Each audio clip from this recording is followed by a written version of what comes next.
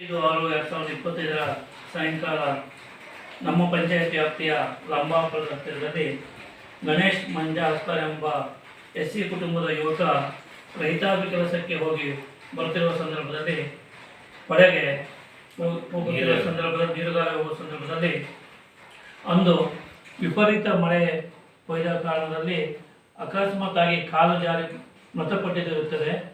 ಅದನ್ನು ಪೊಲೀಸ್ ಇಲಾಖೆ ಯಾವ ಥರ ಅದನ್ನು ತೆಗೆದುಕೊಂಡಿದೆ ಅಂತ ಸರಿಯಾದ ಮಾಹಿತಿ ನಮಗಿಲ್ಲ. ಆದರೆ ಕೃಷಿ ಚಟುವಟಿಕೆ ಸಂಬಂಧಿಸಿದಂಥ ಕೆಲಸಕ್ಕೆ ಹೋದಂಥ ಎಸ್ಸಿ ಬಡ ಕುಟುಂಬದ ಯುವಕನಿಗೆ ಸೂಕ್ತವಾದ ನ್ಯಾಯವನ್ನು ದೊರಕಿಸಿ ಸರ್ಕಾರದಿಂದ ಬರುವಂಥ ಸವಲತ್ತನ್ನು ಆ ಬಡ ಕುಟುಂಬಕ್ಕೆ ಒದಗಿಸಿಕೊಡಬೇಕು ಹೇಳಿ ಗ್ರಾಮ ಪಂಚಾಯತ್ ಅಧ್ಯಕ್ಷರು, ಉಪಾಧ್ಯಕ್ಷರು, ಸರ್ವ ಸದಸ್ಯರು ನಾವು ಸರ್ಕಾರವನ್ನು ಆಗ್ರಹ ಮಾಡ್ತಾ ಇದ್ದೇವೆ.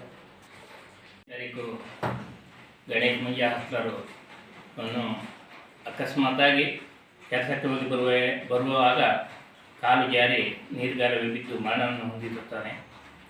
ಅವನ ಎಸ್ಸಿ ಕುಟುಂಬ ಆಗಿದ್ದರಿಂದ ಅದು ಅಲ್ಲದೆ ಅವನ ತಾಯಿ ಲಕ್ಷ್ಮೀ ಮಂಜ ಹಸ್ತಾರ್ ವಯಸ್ಸಾದವಳು ಮತ್ತು ಅವಳಿಗೆ ಆರೋಗ್ಯ ಸರಿಯಿಲ್ಲ ಮತ್ತು ಕಿವಿಯೂ ಕೇಳುವುದಿಲ್ಲ. ಯಾಕೆಂದರೆ ನಾನು ಸಹ ಅದೇ ಊರಿನವನಾಗಿದ್ದು ಈ ವಿಷಯವನ್ನು ನಿಮ್ಮ ಮುಂದೆ ಹೇಳ್ತಾ ಇದ್ದೇನೆ.